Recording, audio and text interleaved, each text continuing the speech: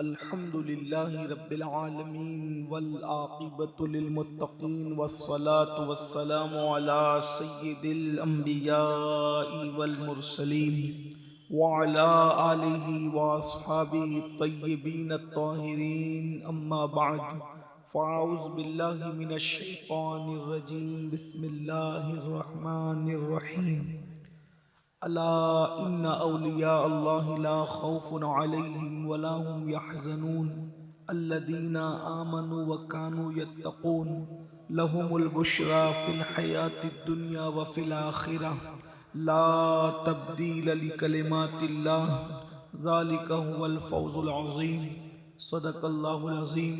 गौसे आज़म बमने बेसरो सामा मददे क़िबले दीन मददे काबे ईमा मददे इंतज़ारे करमे तुस्त मने ऐनी राए खुदा जुओ खुदा बीनो खुदा दा मददे बगिरदा बे बला उफ्तादा कश्ती ज़ईफ़ानो शकिस्तारा तो पुश्ती बहक के ख्वाजे उस्मान हारून मदद कुन मदद कुन मदद कुन या मोइन अद्दीन चिश्ती।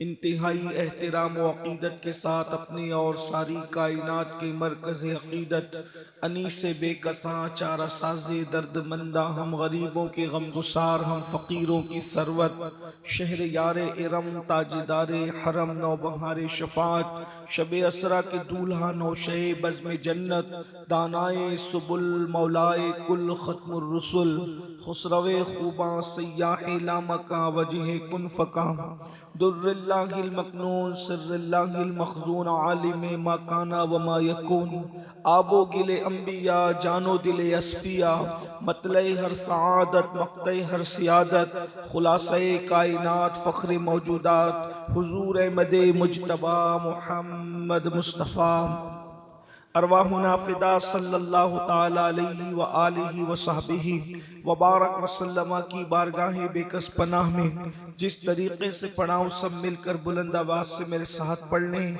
अस्सलातु वस्सलामु अलैका या रसूल अल्लाह, अस्सलातु वस्सलामु अलैका या नबी अल्लाह, अस्सलातु वस्सलामु अलैका या हबीब अल्लाह व अला आलिका व अस्हाबिका या नूर अल्लाह सल्लल्लाहु तआला अलैहि वसल्लम।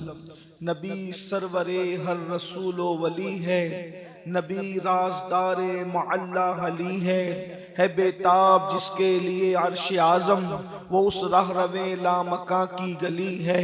तेरे दर का दरबां है जिब्रील आज़म, तेरे दर का दरबां है जिब्रील आज़म, तेरा मदह खां हर रसूलो वली है, तेरा मदह खां हर रसूलो वली है।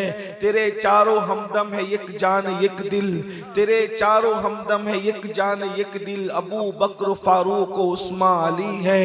तमन्ना है फरमाए ये रोज़े महशर, तमन्ना है फरमाए ये रोज़े महशर, ये तेरी रिहाई की चिट्ठी मिली है और शफाअत करे हश्र में जो रज़ा की, सिवा तेरे किसको ये कुदरत मिली है। आज की ये महफिल न्योरा शरीफ की सरजमीन पर उर्स हफीज़ी के हवाले से इनेकाद पजीर है। हुजूर साहिब सज्जादा की मौजूदगी में ये महफिल अब अपने इख्तितामी लम्हों को पहुँच रही है। अल्लाह तबारक व तआला सबकी हाज़िरी को कबूल फरमाए। मुझसे पेशतर आपने मुझसे बहुत बड़े बड़े उलमा खुतबा शुअरा को समात किया। मैं सबको तो नहीं जानता, लेकिन मेरी मौजूदगी में हमारे दिलबर भाई ने भी अपनी खिदमत हाज़िरी पेश की, नदीम फैज़ी साहब ने भी, शुएब वारसी साहब ने भी, और हमारे हिंदुस्तान के अजीम नकीब हमारे भाई हज़रत मौलाना कफ़ील अंबर साहब और भी दीगर लोगों ने, हमारे सरफराज भाई ने जिस दिन से तारीख ली थी, पहले तारीख लेने के लिए वो तकरीबन रोज़ फ़ोन किए और तारीख मिलने के बाद लोग चैन से बैठते हैं, लेकिन हर दूसरे दिन 10-10 मैसेजेस करते थे वो मुझे। शायद उनको यकीन नहीं था कि मैं वादे को वफा करूंगा। हालांकि ऐसा नहीं है, मैं तारीख देता हूं तो कोशिश करता हूं ज़रूर पहुंचने की, लेकिन ये उनकी मोहब्बतें थी, वो चाहते थे कि मैं आऊं।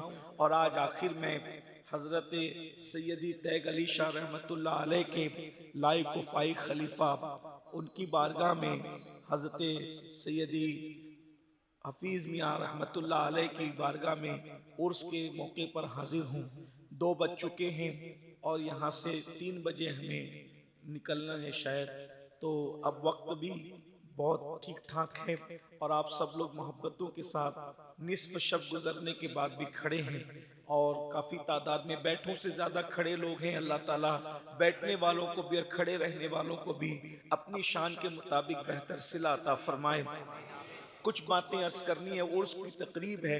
मैं आज आपके सामने वली की पहचान पर गुफ्तगू करना चाहता हूँ।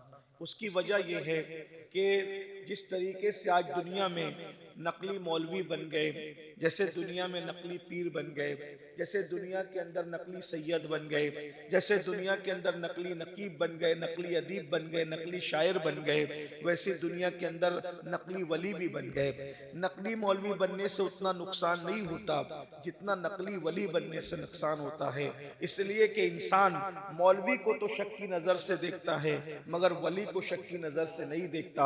आजकल विलायत की निशानी ये है कि जिसका जुब्बा खूबसूरत हो वो अल्लाह का वली है, जिसकी पगड़ी खूबसूरत हो वो अल्लाह का वली है, हाथ में थोड़ा सऊदी का महंगा सा असा हो वो अल्लाह का वली है, महंगी शहंगी तस्बीहां है हाथ में अल्लाह का वली है, टोपियां ऊंची ऊंची है अल्लाह का वली है, कोई कब्रिस्तान में बैठ के नशा कर रहा है, भंग पी रहा है, चरस पी रहा है, वो अल्लाह का वली है। और कुछ हमारे जैसे लोग भी हैं जो ढोंग करने में जो है वो अल्लाह अकबर बाजी ले जाते हैं कि चले भाई नशा करने वालों को लोग वली नहीं मानते, तस्बीह पढ़ने वाले को तो वली मानते हैं, नमाज पढ़ने वाले को तो लोग वली मानते हैं, दाढ़ी रखने वाले को तो लोग वली मानते हैं। तो चलो इतना कर लेते हैं ताकि हम भी वलियों की सफ में आ जाएं। अच्छी तरह याद रखना, नमाजी किसी को नेक बना सकती है, तस्बीह किसी को नेक बना सकती है, अमामे की खूबसूरती किसी को जो है वो खूबसूरत इंसान बना सकती है, लेकिन वली नहीं बनाती। इसलिए कि विलायत का मेयार अलग है,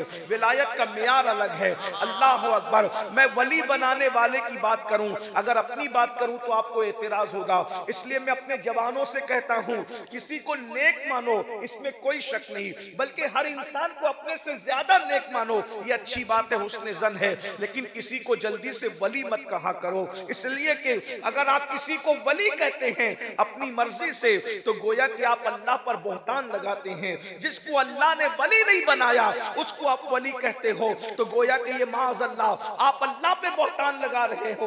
वली कौन बनाता है? अल्लाह वली बनाता है, और अल्लाह के इज़्न से अगर कोई वली बनाता है तो उस वली बनाने वाले को हैदर कर्रार अली इब्ने अबू तालिब कहते हैं। इसलिए कि काजी सनाउल्लाह पानीपती फरमाते हैं हजरत आदम के दौर से लेकर आज के जमाने तक जितने भी वली बने हैं वो अली के फैजाने नजर से वली बने हैं। जरा ये भी तो गौर करें, न्योना वालों, उर्सी हफीजी में आने वालों, जो पैदा होने से पहले विलायत की खैरात बांटता हो, उस अली के दस्ते करम का अंदाजा कौन लगा सकता है? इसीलिए तो हम कहते हैं कभी दीवार हिलती है, कभी दर कांप जाता है, अली का नाम सुनकर अब भी क़यामत कांप जाता है।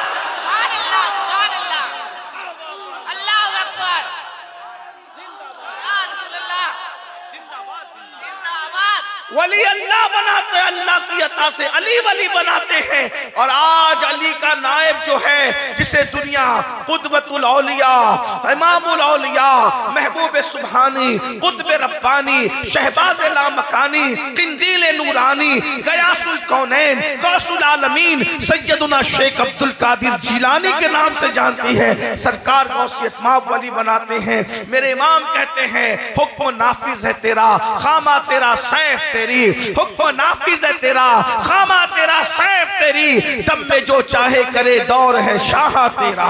सरकार गौस पाक वली बनाते हैं। अब वही गौसे पाक फरमाते हैं, गौस पाक फरमाते हैं जब तक किसी इंसान में 12 चीजें न देखो। कितनी चीजें?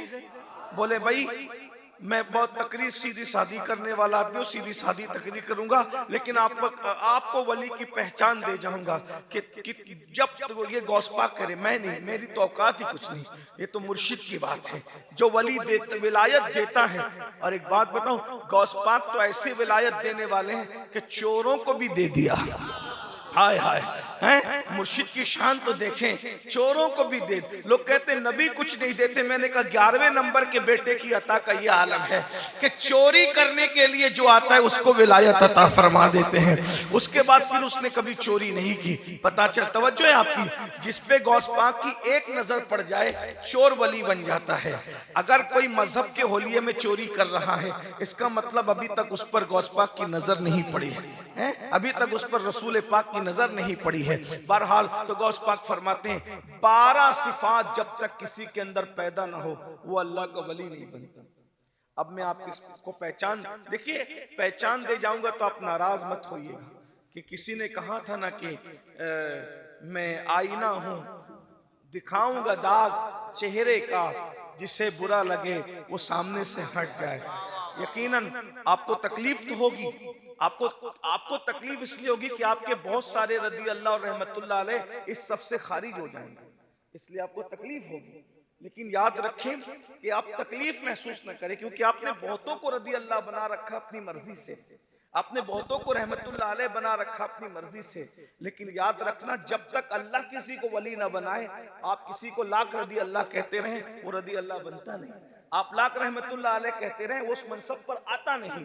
तो 12 सिफात जब तक पैदा ना हो उस वक्त तक वो अल्लाह का वली नेक हो सकता है, वली नहीं हो सकता। अल्लाह अपनी 2 सिफात से जितना चाहता है उसको हिस्सा अता करता है। अल्लाह की 2 सिफात से अल्लाह उसको जितना चाहता है उतना हिस्सा अता करता है। रसूलुल्लाह की 2 सिफात से उसको जितना चाहा जाता है उतना हिस्सा अता किया जाता है। सिद्दीक अकबर की 2 सिफात से उसको मुत्तसिफ किया जाता है। फारूक आजम की 2 सिफात से उसको मुत्तसिफ किया जाता है। उस्मान गनी की 2 सिफात से उसको मुत्तसिफ किया जाता है। मौला अली की 2 सिफात से उसको मुत्तसिफ किया जाता है।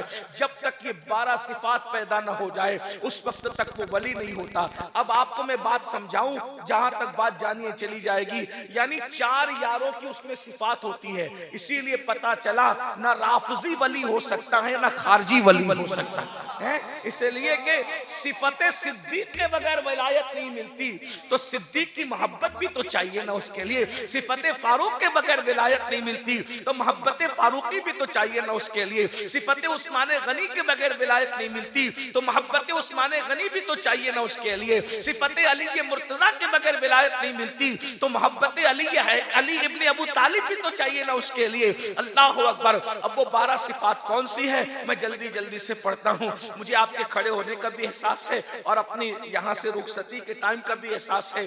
अल्लाह की जो 2 सिफात का वो मजहर बनता है, अल्लाह की सिफात के बराबर तो किसी की सिफात उसकी हो भी नहीं सकती, लेकिन वो मजहर बनता है खुदा की 2 सिफात का। वो 2 सिफात कौन सी है? एक सिफत सत्तारी है और एक सिफत गफ्फारी है। यानी कि जो वली होता है वो कभी किसी का ऐब बयान नहीं करता। यानी अगर आप किसी का ऐब बयान करते देखें, समझ जाओ ये चीटिंगबाज तो हो सकता है, ये अल्लाह का वली नहीं हो सकता। क्योंकि वली जो होता है वो सिफत सत्तारी का मजहर होता है, वो लोगों के ऐबों पे पर्दे डालता है।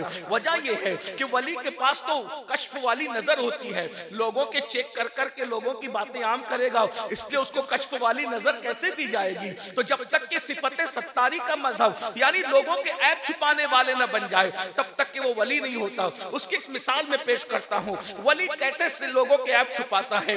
आप हंसना नहीं, बात तो हंसने की है लेकिन हंसना नहीं, मैं उसको बहुत अदब के पैराए में पेश करना चाहता हूँ। लोगों को इस पे हंसी आती है, ये हंसने की बात नहीं है। एक बुजुर्ग हमारे हैं जिनको दुनिया हातिम असम कहती है। असम का मतलब होता है बहरा। ये उलमा भी बैठे, तुलबा भी बैठे, इनकी भी तवज्जो चाहता हूँ। आज ऐब जोई भी की जा रही है, लोगों के ऐब भी खोले जा रहे हैं, और उसके बाद जो है वो माज़अल्लाह विलायत का टाइटल भी बरकरार है, अल अयाज़ु बिल्लाह। बल्कि अब तो ये हो गया भाई, किसी के अंदर ऐब हो उसको बयान करने वाला वली नहीं होता, तो बोहतान लगाने वाला वली कैसे हो सकता है? इल्जाम लगाने वाला वली कैसे हो सकता है? मेरे भाइयों जरा गौर करना, सिर्फ नमाज रोजे से विलायत नहीं मिलती, विलायत बहुत बड़ा मनसब है। अल्लाह का दोस्त जो बनता है उसको वो वली होता है। आपको बताऊं, अहरे गहरे नत्तु खैरे को आप अपना दोस्त नहीं बनाते, अल्लाह किसी अहरे गहरे को अपना दोस्त कैसे बनाएगा? जिसको दोस्त बनाता है उसको फिर बहुत बड़ी सिफात अता करता है। अल्लाह अकबर। सिफत सत्तारी का वली मजहर कैसे होता है? अल्लाह अकबर। हातिम असम, उलमा जानते हैं असम कहते हैं बहरे को। क्या कहते हैं? बहरा, असम का मतलब बहरा। उनको पूरी दुनिया हातिम असम कहती है। असम हातिम बहरा, हातिम बहरा, हातिम। किसी वली को बहरा कह के पुकार सकते, किसी आलिम को बहरा कह के पुकार सकते, लेकिन उनको इतना बहरा बहरा बहरा बहरा बहरा कहा गया कि जब तक हातिम को असम न कहा जाए उनकी पहचान नहीं होती। इसलिए हमें तकरीर में भी उनको बहरा कह के पुकारना पड़ता है। वो बहरे थे नहीं, बहरे कैसे कहलाए? तो बहरा कहलाने की वजह ये थी, एक बूढ़ी औरत, बुढ़िया, उनके पास मसला पूछने के लिए आई कि मसला पूछना चाहती थी। ऐसे में वो आई तो उसके पेट में कोई तकलीफ थी, तो पेट में उसके गैस भर गई। तो अब उसने सोचा इतने बड़े बुजुर्ग की बारगाह में, इतने बड़े आलिम, इतने बड़े फकीह की बारगाह में अगर मैं पेट की गैस खारिज करूंगी तो अच्छा नहीं। तो उसने दबाने की कोशिश की, लेकिन बुढ़ापे की वजह से उस इंसान के कमजोर हो जाते हैं, तो न चाहते हुए भी उसकी हवा निकल गई। तो हवा निकल गई तो वो बूढ़ी औरत शर्मिंदा हो गई कि हातिम जैसे इतने बड़े बुजुर्ग के सामने मेरे पेट की हवा खारिज हो गई। तो वो शर्मिंदा हुई। तो हजरत हातिम ने कहा, माई तुम कुछ कह रही थी, जरा कहो। उसने फिर कहा और जोर से कहो। उसने फिर कहा, फिर कहा और जोर से कहो।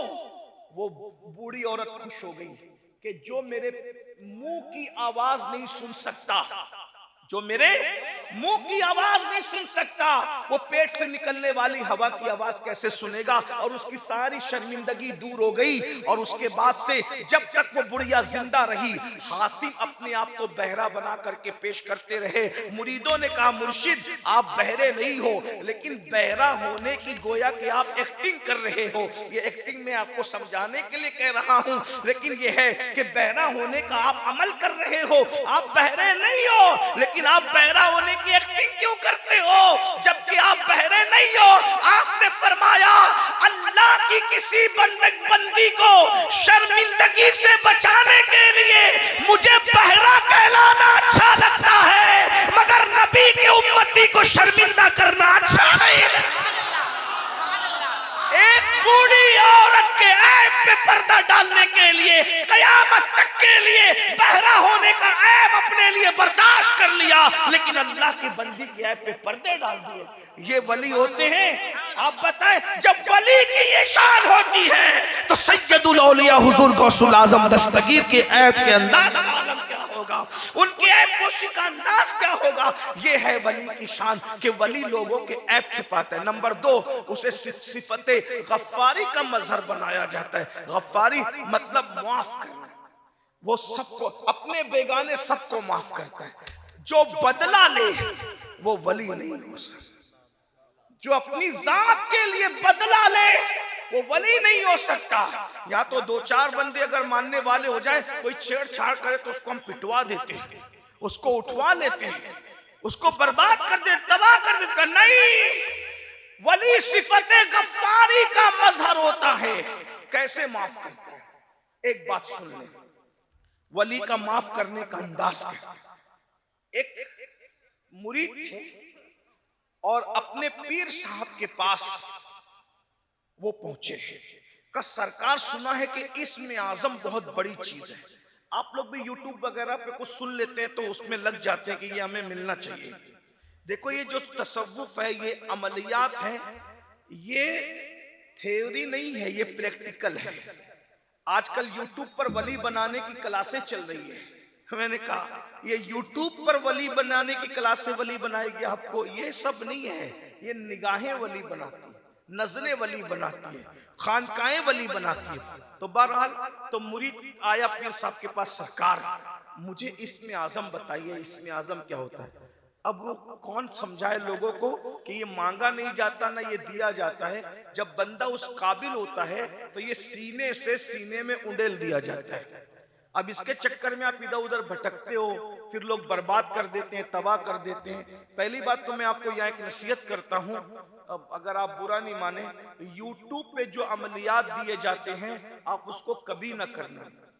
अगर आपको करना है तो अपने मशाइख, अपने पीरों से लेके करना, यूट्यूब वाले अमलियात कभी नहीं करना, इसका ख्याल करना आप। उसकी वजह बताऊं, क्योंकि नुस्खे बहुत होते हैं, लेकिन नुस्खे जो होते हैं वो डॉक्टर आदमी की तासीर देखकर देता है। अगर आपने नुस्खा पढ़ लिया और उसको इस्तेमाल करना शुरू किया तो आपकी तबीयत के अंदर जो है वो हरारत है और बरूदत वाला नुस्खा ले लिया, तब तो आप गड़बड़ी में पड़ जाएंगे। नुस्खा तो सही है लेकिन आपकी तासीर अलग है। तो इससे याद रखना, ये जो मुरीद हुआ जाता है ना पीर लोगों से, तो ये तरबियत के लिए मुरीद हुआ जाता है। और पीर जो होता है वो आपकी तबीयत देख के इस्लाह करता है। जैसे एक मिसाल में हदीस की रोशनी में आपको समझाऊं, एक दरबार हुजूर का जमा हुआ है, एक सहाबी आए, या रसूल अल्लाह सबसे अफजल अमल कौन सा है? सबसे अफजल अमल कौन सा है? फरमाया अपने माँ बाप की खिदमत करना, ये सबसे अफजल अमल है। वो बैठ गए। फिर एक दूसरे सहाबी आए, हुजूर सबसे अफजल अमल कौन सा है? फरमाया भूखों को खाना खिलाना सबसे अफजल अमल है। वो भी बैठ गए। फिर तीसरे सहाबी आए, या रसूल अल्लाह सबसे अफजल अमल कौन सा है? का कोई भी काम करो, यानी कोई भी नेक काम करो, थोड़ा करो मगर हमेशा करो, मुसलसल करो। वो भी बैठ गए। लोगों ने सोचा या अल्लाह, सवाल एक ही है और जवाब सबके अलग अलग है, तीनों को अलग अलग जवाब दिया। अब आपसे पूछना चाहता हूँ, सवाल तो एक ही था, जवाब अलग अलग क्यों दिया? जो माँ बाप की खिदमत नहीं करते थे उनको माँ बाप की खिदमत के लिए आमादा किया, जो काम छोड़ पकड़ के करते थे उनको मुसलसल करने के लिए आमादा किया, जिनकी तवज्जो भूखों को खाना खिलाने की तरफ नहीं थी उनको भूखों को खाना खिलाने की तरफ आमादा किया। तो याद रखना, पीर दिल देख करके आपको नसीहत करता है, आपको वसीयत करता है, आपकी तरबियत करता है। मुकर्रिरों की दुनिया और है, मशाइख की दुनिया और है, इसीलिए वो देख करके बातें करते हैं। अगर ये मैं खोलना शुरू करूं तो इंशाअल्लाह रात कम पड़े, लेकिन वक्त में इतनी गुंजाइश नहीं है। मैं वक्त का रोना नहीं रो रहा हूं, लेकिन 10 मिनट की गुफ्तगू भी काफी होती है। एक बात आपको बताऊं, देखिए साबिर पाक को हजरत बाबा फरीद ने कलियर शरीफ की सरजमीन अता फरमाई, लेकिन महबूब इलाही को दिल्ली की जमीन अता की। दोनों के लिए जमीन अलग अलग क्यों चुनी? उसकी वजह यह थी कि साबिर पाक की तबीयत के अंदर गोशा नशीनी थी, इसलिए वो जंगल की जमीन अता की। और हजरत महबूब इलाही के अंदर दरबारों को चैलेंज करने की सलाहियत थी, तो आपको जो वो दिल्ली जैसी राजधानी में बिठाया। अल्लाह अकबर। और साबिर पाक का हाल ये कि गूलर खा के जिंदगी गुजारी, और महबूब इलाही का हाल ये कि घोड़े जो पाले थे उसके गले में जंजीर सोने की पहनाते थे और चांदी की मेखें जमीन में डलवाते थे। उस जमाने में 200 से जायद का खर्चा लंगर का हुआ करता था। एक मर्तबा बादशाह ने कहा इनके पास भीड़ लगी रहती है और ये लंगर खिला खिला कर लोगों को अपना बनाते हैं, इसलिए मैं बादशाह हूँ, ऐलान करता हूँ मेरा कोई भी दरबारी निजामुद्दीन से मिलने नहीं जाएगा, न कोई जाएगा, न नजराना देगा, न लंगर होगा। जब ये बात महबूब इलाही को पहुंची, फरमाया लंगर का खर्चा डबल कर दो ताकि बादशाह को पता चल जाए हम नजरानों पे लंगर नहीं करते, हम तो रब की अता की बुनियाद पे लंगर किया करते हैं। मशाइख की दुनिया और है। नारे तकबीर, नारे रिसालत, फैज़ाने महबूब इलाही, उर्से हफीजी, हफीजिया।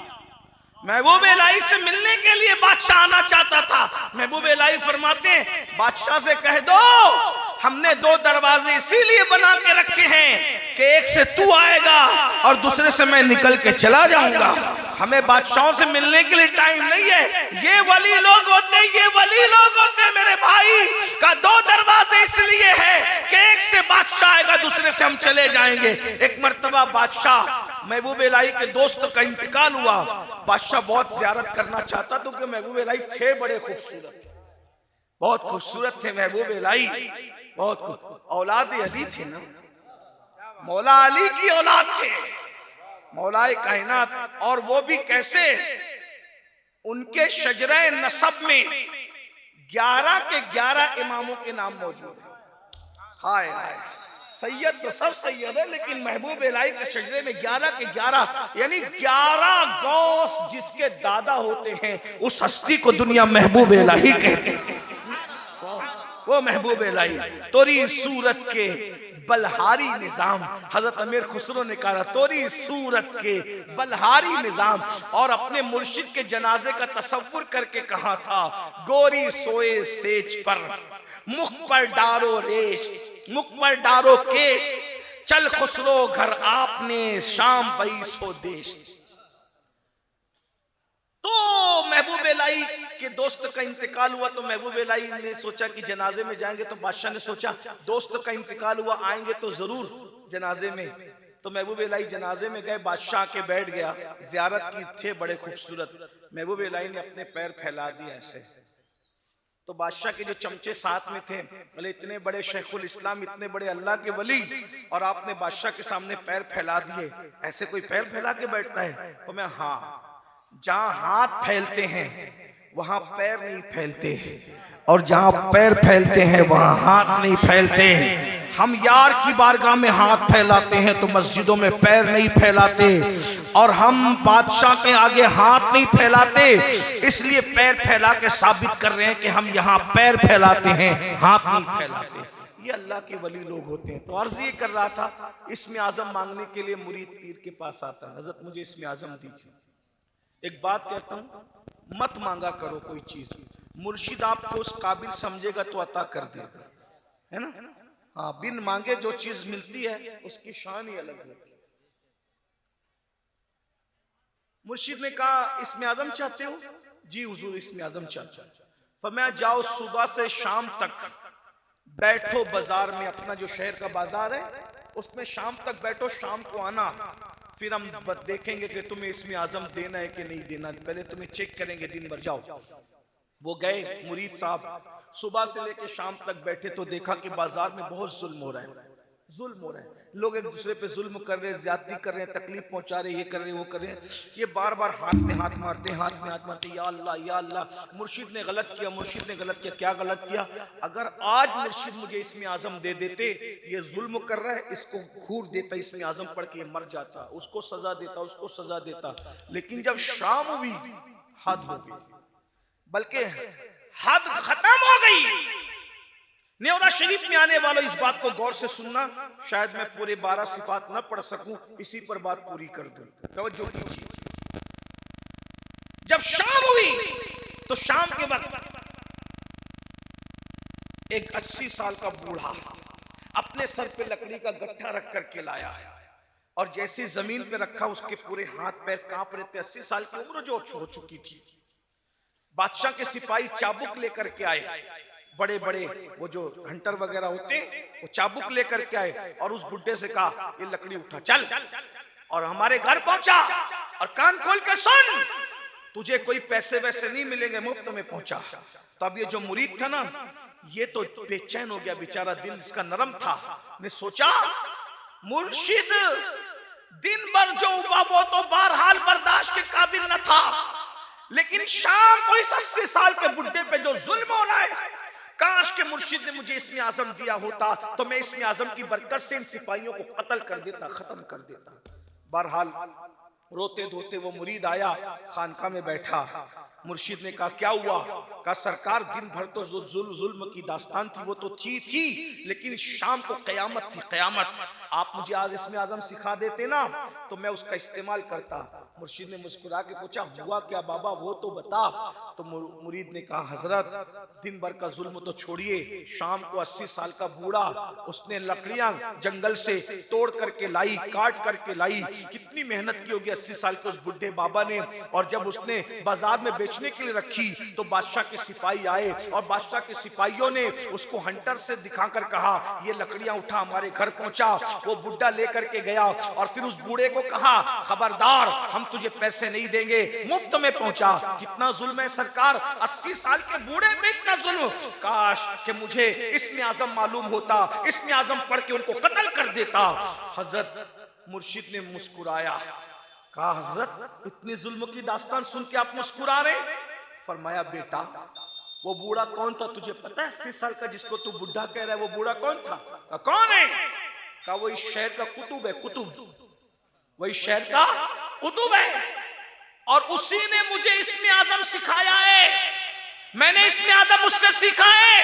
तो कहा हुजूर मैं उसमें होते हुए जुल्म को देखकर उन सिपाहियों को इस्म आजम से कत्ल कर देना चाहता हूँ, फिर वो इस्म आजम का इस्तेमाल क्यों नहीं करता?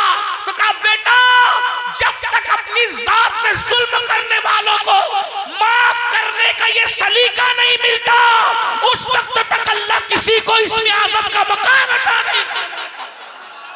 जिनको वली वली बनाते हैं, उनको शान गफ्फारी का मजहर बनाते हैं। यानी जब तक माफ करने का सलीका नहीं मिलता उस वक्त तक, यहाँ तो थोड़ा सा कोई धक्का दे दे हम उसको घूर के देखते हैं। जलसों में हम क्या क्या नहीं कर रहे हैं मेरे भाई।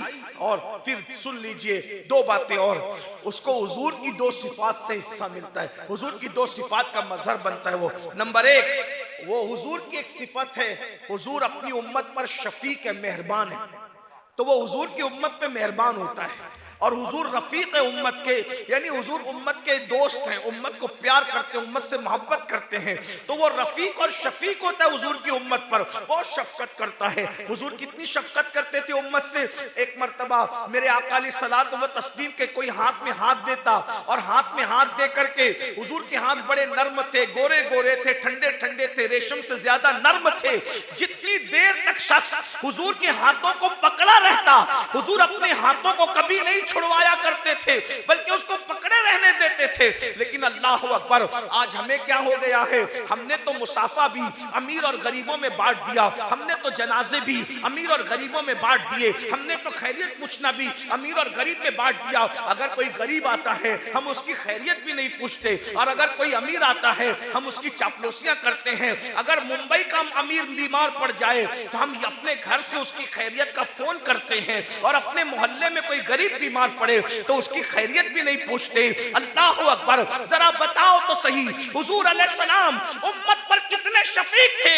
आइए मैं आपको बताऊं, उम्मत की दो किस्में हैं, उम्मत दावत है, उम्मत इजाबत है। जो मुसलमान नहीं हुए वो भी हुजूर की उम्मत में है, मगर उनको उम्मत दावत कहते हैं। एक मर्तबा अबू जहल का गुलाम, जो अबू जहल के साथ साथ रसूलुल्लाह को बहुत परेशान करता था, हुजूर को तकलीफ पहुंचाता था, हुजूर को अजियत पहुंचाता था, जब वो बीमार पड़ गया तो अबू जहल ने उसको घर से निकाल दिया और एक झोपड़े में डाल दिया, टाट के बिस्तर पे उसको लिटा दिया। इतना बीमार था, सीरियस हो गया, तो चिल्ला चिल्ला करके कराता था। अल्लाह के रसूल अलैहिस्सलाम एक मर्तबा एक सफर पे तशरीफ ले जा रहे थे, उसके कराने की आवाज आई, उसके चिल्लाने की आवाज आई, तो रसूलुल्लाह ने सहाबा से पूछा, ये कौन करा रहा है, ये कौन चिल्ला रहा है, ये कौन करा रहा है, ये कौन चिल्ला रहा है। किसी ने कहा, या रसूल अल्लाह, वो अबू जहल का जो गुलाम है ना, जो आपको सताने में पेश पेश रहता था, वही करा रहा है। इतना बीमार पड़ा है कि अबू जहल ने उसको घर से निकाल दिया है। मेरे आका ने सफर को तर्क कर दिया और उसके घर में दाखिल हुए और जाकर उसके बिस्तर पे बैठ गए। मुसलमानों, ये विलायत की निशानी जरा सोचो तो सही, हुजूर उम्मत पर शफीक है, शफीक, और हम नफरतों की बोलियां बोलते हैं, अल्लाह के बंदो वली कैसे बनोगे। अल्लाह अकबर, हुजूर उसके बिस्तर पे जाकर के बैठ गए और उसके सर पे हाथ रखते हैं, उसकी खैरियत पूछते हैं, और वो कराता है और कहता है, हाय मुझे सबने जो है वो मुझे सबने नजरअंदाज कर दिया, मुझे सबने नजरअंदाज कर दिया, मुझे सबने नजरअंदाज कर दिया। वो जब जब कहता, मुझे लोगों ने ज़ाय कर दिया, लोगों ने नजरअंदाज कर दिया, तो हुजूर उसके माथे पे हाथ रख के कहते, मगर मोहम्मद तो तेरे सराहने मौजूद है, मगर मोहम्मद तो तेरे सराहने मौजूद है। हुजूर पे हाथ रखने की वजह से, आका के हाथ रखने की वजह से उसको इफाका हुआ। सहाबा किराम ने देखा, उसको राहत हो गई, आराम मिल गया। हुजूर उसके घर से निकले, जाने लगे, तो सहाबा ने कहा, या रसूल अल्लाह, एक जालिम, एक तकलीफ देने वाले, एक अजियत देने वाले के सराहने आप बैठ गए।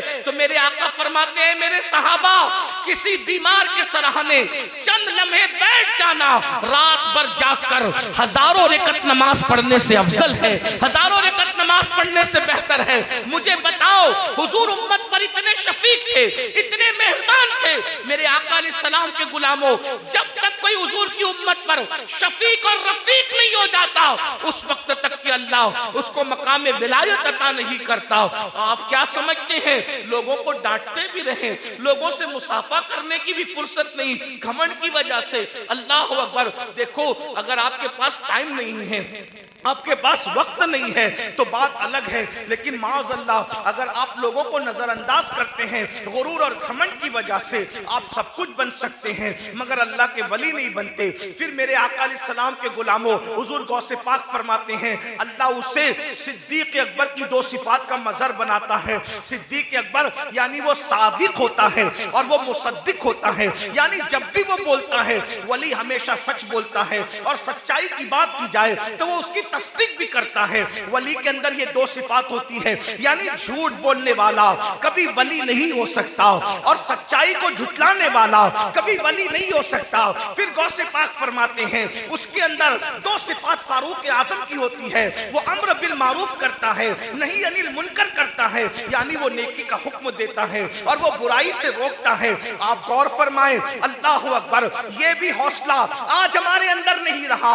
अगर गरीब गुनाह करता है हम उसको डांट के मना करते हैं और मालदार गुनाह करता है हम जो है मुस्कुरा करके रह जाते हैं। याद रखना, जब तक कि अम्र बिल मारूफ यानी नेकी का हुक्म और गुनाहों से रोकने का सिलसिला नहीं होगा, आप कभी अल्लाह के वली नहीं हो सकते। आपका क्या है, अगर गरीब सोने की अंगूठी निकाह में पहन के आया, मेहंदी लगा ली तो हम उसको डांट देते हैं, लेकिन अगर मालदार ने मेहंदी लगाई है और उंगली में अंगूठी पहनी है हम नजरअंदाज करते हैं, तोता चश्मी से काम लेते हैं। मेरे भाइयों, शैतान के वली तो बन सकते हो, रहमान के वली नहीं बन सकते। फारूक आजम की दो सिफात, अम्र बिल मारूफ नहीं अनिल मुनकर, नेकी का हुक्म देना, बुराई से रोकना। आज देखो तो सही, अल्लाह अकबर, सुलह कुल्लियत का मिजाज भी बढ़ रहा है और विलायत के दावे भी है। बड़ी माजरत के साथ, अल्लाह अकबर, बड़ी माजरत के साथ हम देख रहे हैं फुला शख्स नमाज नहीं पढ़ता, हमने उसको कभी नमाज की दावत दी इस खौफ से कि कहीं ये मुरीद टूट ना जाए, आइंदा साल ये मिलना छोड़ ना दे, नजर पेश ना करे। मैं पीरों की इस्लाह नहीं कर रहा हूं, मैं आपके लिए कह रहा हूं। मुझे बताए तो सही, हमारे गिर्द पेश के अंदर कितने बेनमाजी हैं, कितने झूठ बोलने वाले हैं, कितने गीबत करने वाले हैं, कितने चुगली। हम किसी को रोकते हैं? हम लोग का हाल तो ये कि जलसा करने जाते हैं, कमेटी के लोग हमें लेने के लिए आते हैं, नमाज का वक्त तो मुसल्ला बिछाकर अदब से पीछे खड़े हो जाते हैं, नमाज नहीं पढ़ते। हमने कभी उनको नमाज की दावत दी? आपने खुद नमाज पढ़ी और बेनमाजी को आपने नमाज की दावत नहीं दी तो क़यामत के दिन आपसे पूछा जाएगा कि आपके सामने उसने नमाज छोड़ी, आपने उसको नमाज की दावत क्यों नहीं दी? आप नमाजी है, आपके बच्चों को आप नमाज की दावत क्यों नहीं देते? आप अपनी बीवी को नमाज की दावत क्यों नहीं देते? आप अपने भाइयों को नमाज की दावत क्यों नहीं देते? सिर्फ जलसे में तबलीग नहीं है, हर मुसलमान मुबल्लिग है। बल्लिगु अन्नी वलौ आया, आका फरमाते पहुंचा दो मेरी तरफ से अगरचे एक ही बात हो। अपने घर में अगर हर आदमी गुनाह को रोकने वाला बन जाए तो आपके घर से बुराई खत्म हो जाएगी। आप आइला मोहम्मद कहते हैं, हम आपकी जूतियों को अपने सर पे रखने के लिए तैयार हैं, लेकिन मुझे बताओ, जिस दिल में रसूलुल्लाह की मोहब्बत होगी उस दिल में शराब की मोहब्बत हो सकती है, उस दिल में जिना की मोहब्बत हो सकती है, उस दिल में गीबत और चुगली की मोहब्बत हो सकती है। आइला मोहम्मद कह रहे हो, किस मुंह से कह रहे हो? अगर वाकई दिल में मुस्तफा जान रहमत का इश्क है तो तुम्हारे मोबाइल के स्क्रीन पर हीरो की तस्वीर क्यों है? क्यों है तुम्हारे मोबाइल के स्क्रीन पर हीरो की तस्वीर?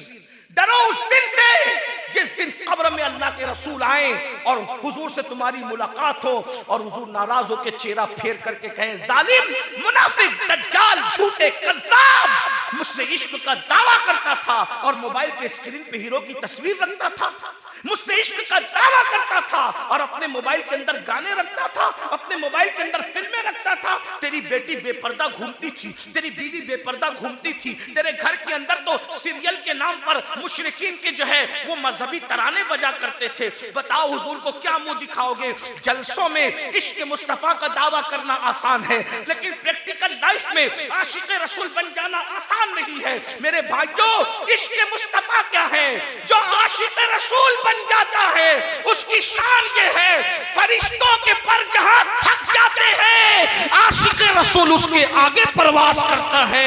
ये तो अपना अपना है हौसला, ये तो अपनी अपनी उड़ान है। कोई थक के रह गया बाम तक, कोई कहकशा से गुजर गया। मुझे तो यहाँ आला हजरत याद आते हैं।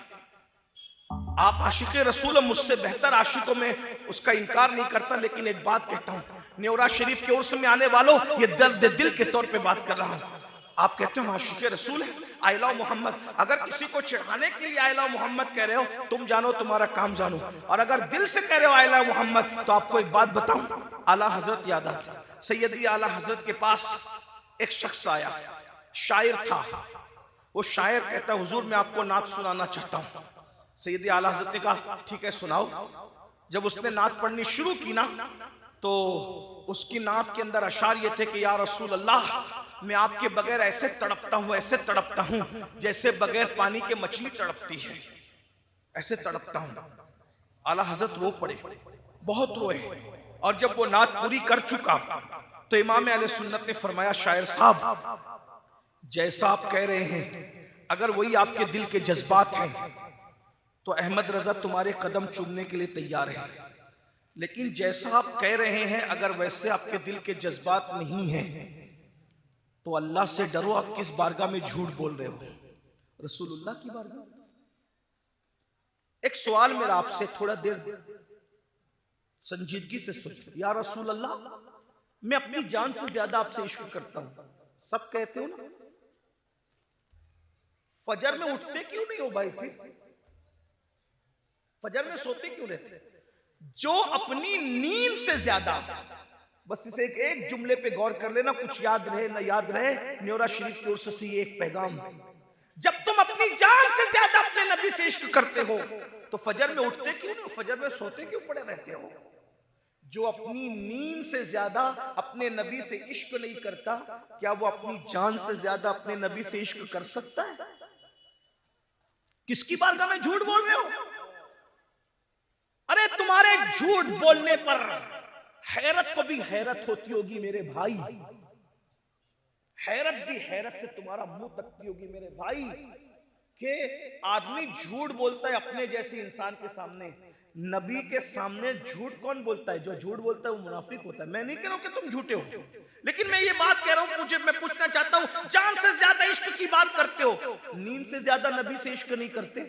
अगर नींद से ज्यादा नबी से इश्क होता तो हम नबी की मोहब्बत में नींद कुर्बान नहीं करते? फजर की 10 मिनट की नींद किसके पास टाइम है?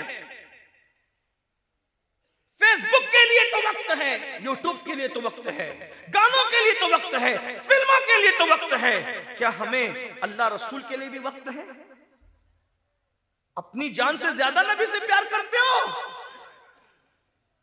अगर डॉक्टर कह दे कि तुम्हें शुगर हो गई, अल्लाह ना करे तुम्हें से किसी को शुगर हो, लेकिन एक बात कहता हूं, डॉक्टर कह दे तुम्हें शुगर हो गई, तो बोलो जान की हिफाजत के लिए शुगर छोड़ते हो कि नहीं छोड़ते? शुगर हो गई, मिठाई छोड़ दी, फल छोड़ दिए, 1 सेकंड में छोड़ते हो, क्यों? डॉक्टर ने मना कर दिया अगर मैं मिठाई खाऊंगा किडनी फेल हो जाएगी, शुगर बढ़ जाएगी, फालेज हो सकता है, हार्ट अटैक हो सकता है। जान बचाने के लिए बोलो मिठाई छोड़ी कि नहीं छोड़ी? डॉक्टर के कहने पे, अरे नादान, तू आशिक रसूल है, आई लव मोहम्मद किस मुंह से कहता है मेरे भाई? तू बिल्कुल कह, मैं मना नहीं कर रहा हूं, लेकिन एक बात पूछता हूं, डॉक्टर के कहने पर जान से मोहब्बत है तो मिठाई छोड़ी कि नहीं छोड़ी? रसूलुल्लाह के कहने पर क्या गुनाह भी छोड़े तूने ईमान बचाने के लिए?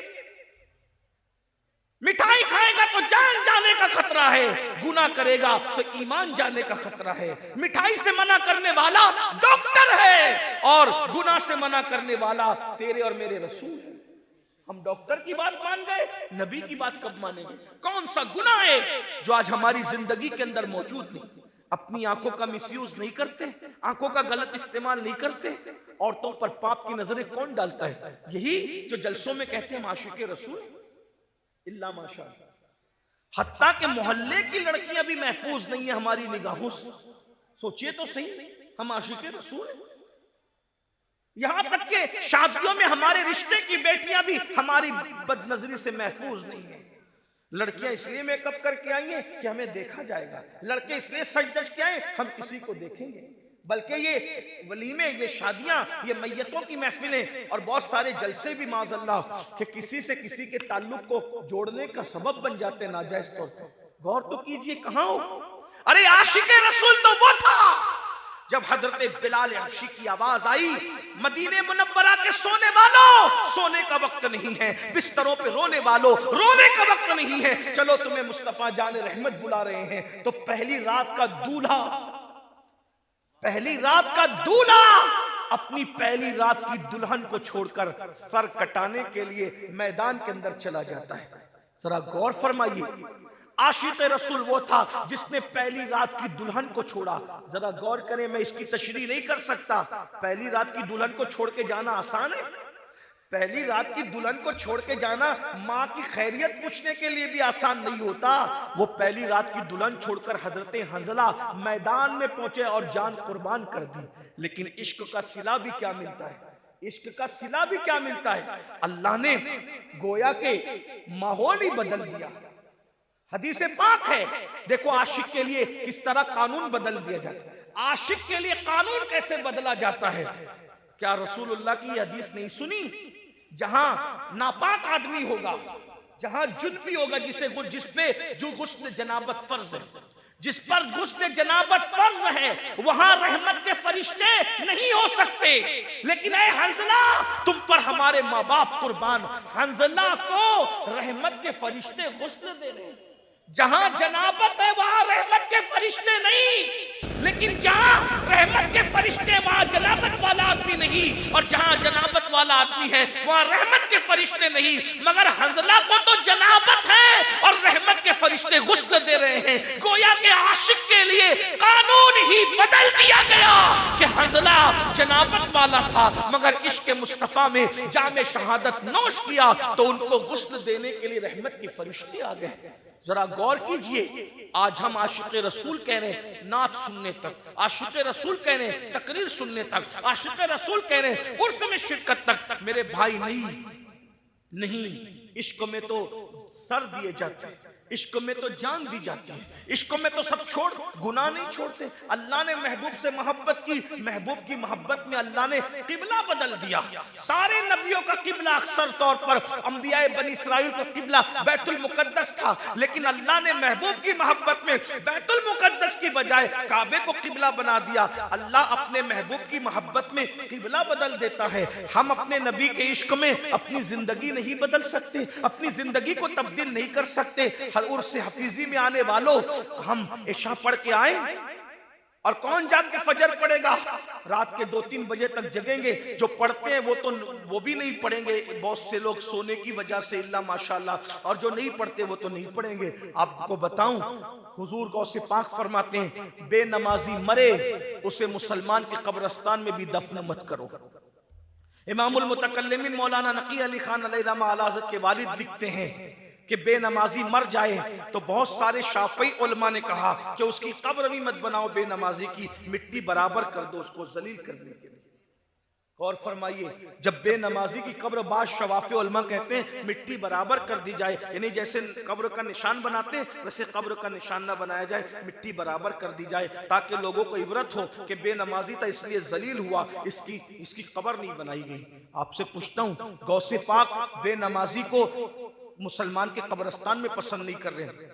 बहुत से उलमाए शाफई उलमा बेनमाजी कब्र बनाने की इजाजत नहीं देते। और आप सोचते हैं जिससे गौसे पाक नाराज हो, जिससे रसूल पाक नाराज हो, आप तैगली शाह के यहाँ जाएंगे तो वो आपको पनाह दे देंगे। आप हजरत सैयदी मोहम्मद अब्दुल हफीज कादरी साहब रहमतुल्लाह अलैह की बारगाह में आएंगे, वो आपको प्यार की नजर से देखेंगे। जिसे गौसे पाक गुस्से की नजर से देख रहे हैं उसे हजरत सैयदी हफीज साहब जो है वो अल्लाह के वली, अल्लाह के बरगजीदा बंदे प्यार से देखेंगे। हजरत तैगली शाह उसको प्यार से देखेंगे। रसूलुल्लाह फरमाए बेनमाजी क़यामत के दिन उसके साथ मेरा कोई वादा नहीं, बेनमाजी मेरे जिम्मे से खारिज है, मैं बेनमाजी से बेजार हूँ। आका अलैहिस्सलाम फरमाते मैं बेनमाजी से बेजार हूँ, बेनमाजी के साथ मेरा कोई वादा नहीं क़यामत के दिन। तो जिससे रसूलुल्लाह बेजार हो, आप गरीब नवाज क्या जाएंगे तो गरीब नवाज आपको प्यार की नजर से देखेंगे। आप क़यामत के दिन अल्लाह की बारगाह में जाएंगे तो अल्लाह आपको प्यार की नजर से देखेगा। मुझे बताओ तो सही, हम जलसे के लिए 3-3 घंटा निकालते हैं, 4-4 घंटा निकालते हैं। ये मेरे भाई जो खड़े हैं, मैं अल्लाह की बारगाह में इनकी सिफारिश करता हूँ, अल्लाह इन्हें जज़ाए खैर दे, इनकी नस्लों को आबाद करे। लेकिन मैं एक बात पूछता हूँ, 3 घंटे से खड़े हो, 2 घंटे से खड़े हो जलसा सुनने के लिए, किसकी मोहब्बत में? पीर साहब की मोहब्बत में, सज्जादा साहब की मोहब्बत में, कफीर साहब की मोहब्बत में, शायर साहब की मोहब्बत में, खतीब साहब की मोहब्बत में, सैयद साहब की मोहब्बत में। 3-3 घंटा खड़े हो मखलूक की मोहब्बत में, 10 मिनट खालिक की मोहब्बत में भी मस्जिद में खड़े रहते हो। हम क्या करें? और हम खुश हैं। यकीनन मैं तुम्हें सलाम करता हूं तुम्हारी वफादारी को।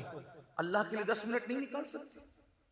ये मखलूक, चाहे कफील साहब हो, चाहे अमीन साहब हो, चाहे सज्जादा साहब हो, मरोगे कोई तुम्हारी कब्र में नहीं आएगा। सच्ची बात, सच्ची कोई नहीं आएगा और कोई आ भी नहीं सकता है। कोई खुदकुशी करेगा क्या तुम्हारी कब्र में आके? हम आएंगे तो मर ना जाएंगे? नहीं आ सकते। कब्र में किसने आना है? एक हस्ती, बस एक, उसके सिवा कोई नहीं। वो हस्ती है आमिना का लाल। हुजूर के सिवा तुम्हारी कब्र में कोई नहीं आने वाला। बहुत माजरत के साथ भाइयों, अपनी आखिरत का ख्याल कर लो। धोखा दे रहे हो अपने आप को, धोखा।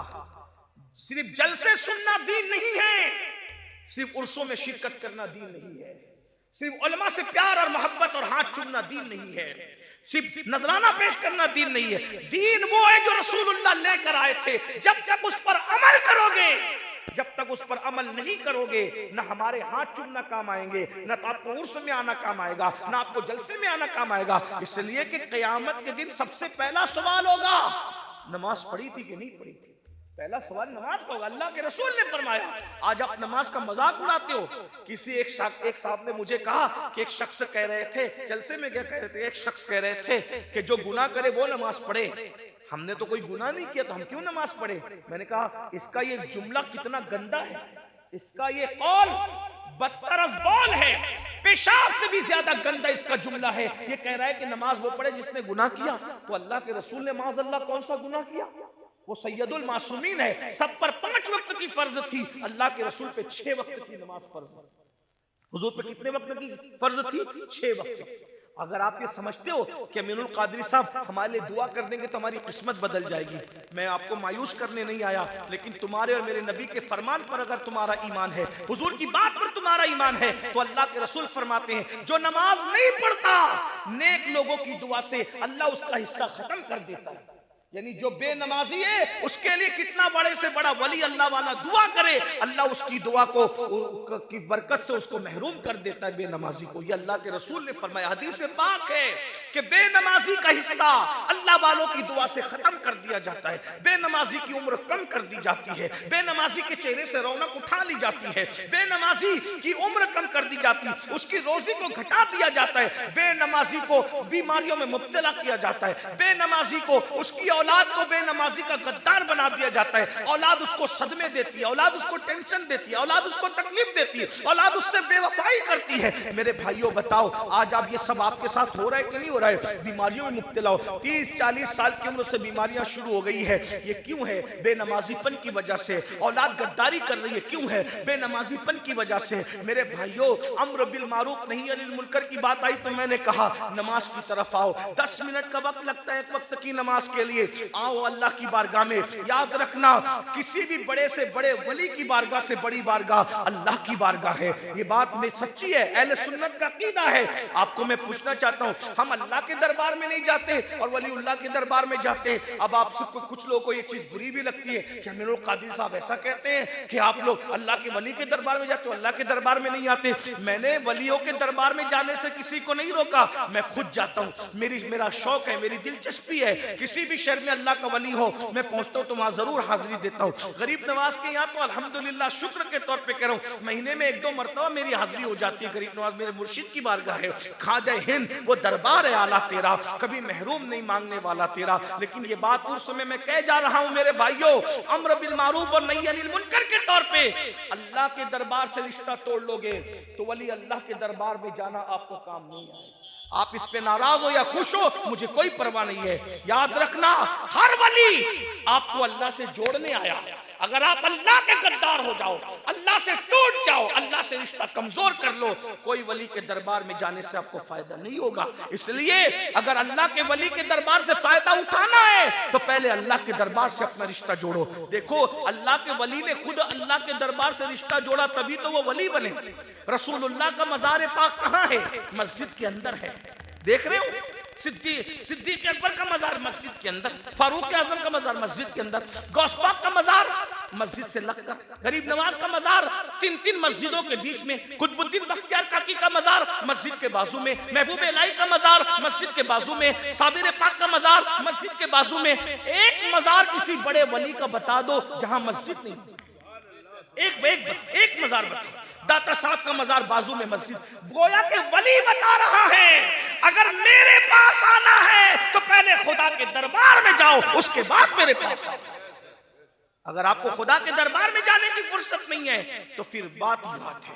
अल्लाह के रसूल अलैहिस्सलाम फरमाते हैं, बस आखिरी बात के तौर पे कह दूं, टाइम भी खत्म हो गया, बाकी बातें कभी किसी मौके से होगी, टाइम पूरा हुआ।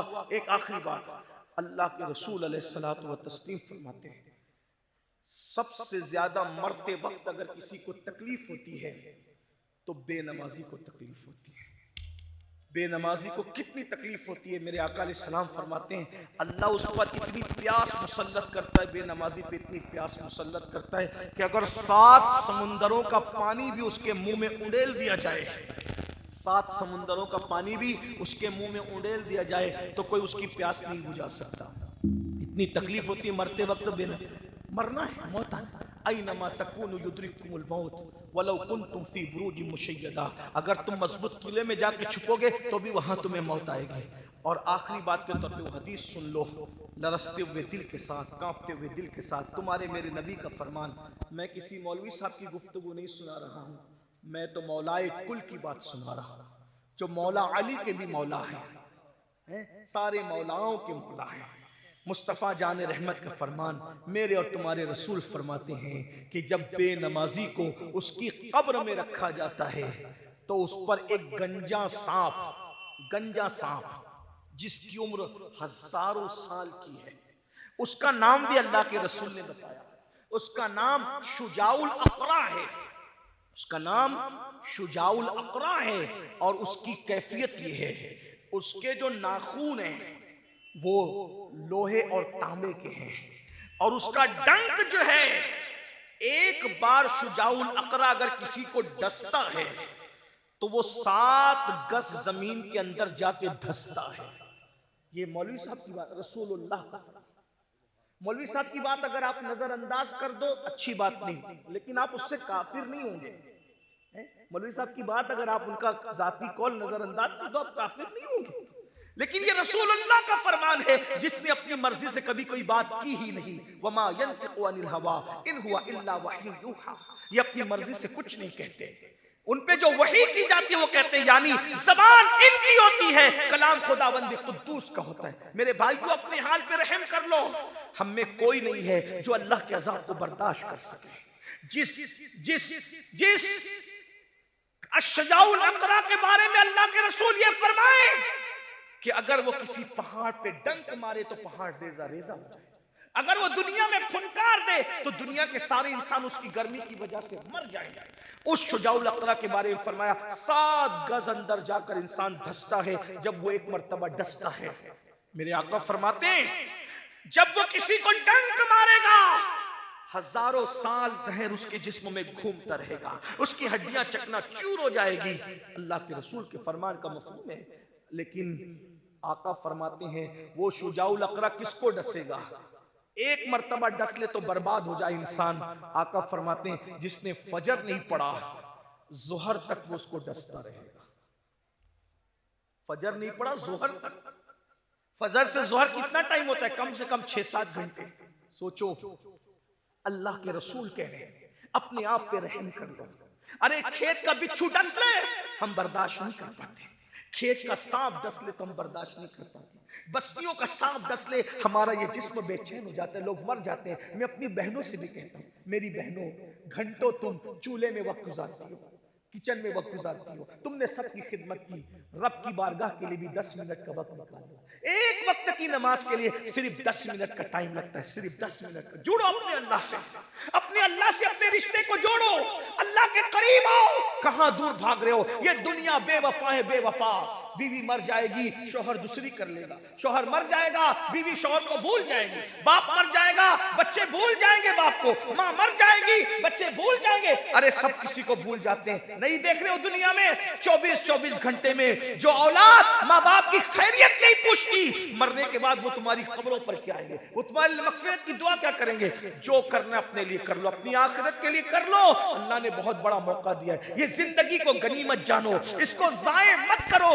मैं तो ये नहीं कह रहा कि 24 घंटे इबादत करो, अरे 10 मिनट लगता है, एक वक्त की नमाज के लिए सिर्फ 10 मिनट लगता है। निकाल लो 10 मिनट का वक्त, बचा लो अपने आप को शुजाउल अक़रा से, बचा लो अपने आप को कब्र के अजाब से, बचा लो अपने आप को जहन्नम के अजाब से, बचा लो अपने आप को खुदा के अजाब से। अल्लाह का अजाब बड़ा सख्त है। इन्ना बत्श रब्बिका लशदीद, तेरे रब की पकड़ बड़ी सख्त है, तेरे रब का अजाब बड़ा सख्त है। मेरे आका फरमाते हैं जिसने फजर नहीं पढ़ा जुहर तक शुजाउल अकरा डसता रहेगा, जुहर नहीं पढ़ा असर तक डसता रहेगा, असर नहीं पढ़ा मगरिब तक डसता रहेगा, मगरिब नहीं पढ़ा इशा तक डसता रहेगा, इशा नहीं पढ़ा फजर तक डसता रहेगा। और सच्चे रसूल ने फरमाया बेनमाजी को वो सांप कयामत तक डसता रहे, कयामत तक। बहुत माफी के साथ ना अम्मा बचा सकेगी ना अब्बा, ना भाई बचा सकेंगे ना बहन, ना अमीनुल कादरी बचा पाएगा ना कोई और। अपने आप पे रहम कर, मरना है, कब्र में बरसों पड़े रहना है, तौबा कर। अल्लाह ने तौबा का वक्त दिया है, ये इस्लाम का हुस्न, इस्लाम की खूबसूरती है। अल्लाह पाक इरशाद फरमाता है इन्नल्लाह युहिब्बुत तव्वाबीन, जो तौबा कर लेते हैं अल्लाह उनको अपना महबूब बना लेता है। अल्लाह के रसूल ने फरमाया अत्ताइबु मिनज़ ज़म्बि कमल्ला ज़म्बला, गुनाह से तौबा करने वाला ऐसा है जैसे उसने गुनाह किया ही नहीं। 10 मिनट का वक्त नहीं निकाल सकते अल्लाह के लिए? रसूलुल्लाह के इश्क में जान दे सकते हो, हुजूर की आंखों को ठंडक पहुंचाने के लिए 10 मिनट का वक्त नहीं निकाल सकते? निकाल लो, निकाल लो, थोड़ा सा वक्त निकाल लो, अपनी आखिरत सुधर जाएगी। अपने बच्चों को नमाजी बना दो, आखिरत सुधर जाएगी। लेकिन इतना याद रखना, नमाज पढ़ना मगर उसी इमाम के पीछे नमाज पढ़ना जो नमाज लाने वाले रसूल का अदब करता हो, हुजूर से इश्क करता हो। जो नबी का गुस्ताख और बेअदब हो, ऐसा शख्स मुसलमान नहीं हो सकता, इमाम क्या हो सकता? इसका ख्याल करना। अल्लाह ताला आप सबको, हम सबको तौफीक दे। क्या मैं ये पूछ सकता हूँ उर्स हफीजी में आने वालों से, आज की ये गुफ्तगू क्या इनकलाबी महफिल में तब्दील हो सकती है?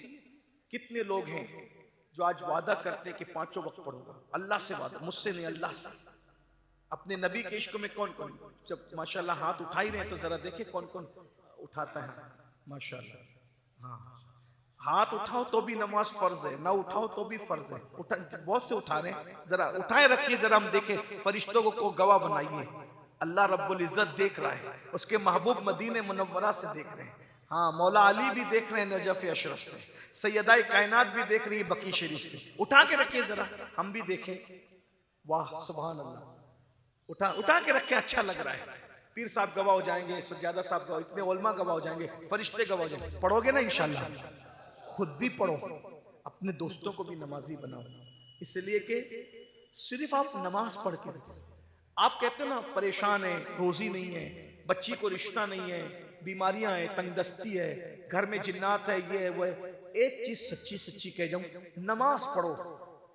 जिस नमाज की बरकत से अल्लाह मिल जाता है, जिस नमाज की बरकत से रज़्ज़ाक मिल जाता है, रोजी क्यों नहीं मिल सकती? जिस नमाज से जन्नत मिल सकती है, उस नमाज की बरकत से अच्छा मकान क्यों नहीं मिल सकता? जिस नमाज की बरकत से अल्लाह का अजाब दूर हो सकता है, सताने वालों की मुश्किलें नहीं दूर हो सकती? अल्लाह के अजाब से बड़ी कोई चीज है? आओ नमाज पढ़ोगे इंशाल्लाह। जरा एक बार उठा करके फिर गवाह बनाए फरिश्तों, सुभान अल्लाह। उठाएं उठाएं, जो लोग उठा सकते उठाएं, जो नहीं उठा सकते मुझे उन पे कोई जोरा नहीं है। ये तो इश्क रसूल की बात है। नबी के नाम पे जान देने के लिए हाथ तो उठाया है, नबी के नाम पे नींद कुर्बान करने के लिए कुछ हाथ अभी भी नीचे हैं। यही तो इम्तिहान है इश्क का, यही तो इम्तिहान है। यही ऊपर वालों से भी कहता हूँ कि हम भी कोई बरी जिम्मा नहीं है। आप भी पढ़ते हैं माशाल्लाह, मुझे पता है पढ़ते हैं, लेकिन अगर उठा लेंगे तो क्या बिगड़ जाएगा? सुभान माशाल्लाह, सुभान। पढ़ोगे नमाज इंशाल्लाह। अगर आज से आपने नमाज पढ़ी तो ये उर्स हफीजी तारीखी उर्स हो जाएगा। और वली अल्लाह तो अल्लाह से जोड़ने के लिए ही दुनिया में तशरीफ लाए। अल्लाह ताला हम सबको अमल की तौफीक दे। पहले मुझे अमल की तौफीक दे, और गुफ्तगू के दरमियान अगर कोई गलती हो गई तो अल्लाह ताला माफ़ कर दे। अस्तगफिरुल्लाह रब्बी मिन कुल्ली ज़ंबि व अतूबु इलैहि व मा अलैना इल्लल बलाग। अस्सलामु अलैकुम।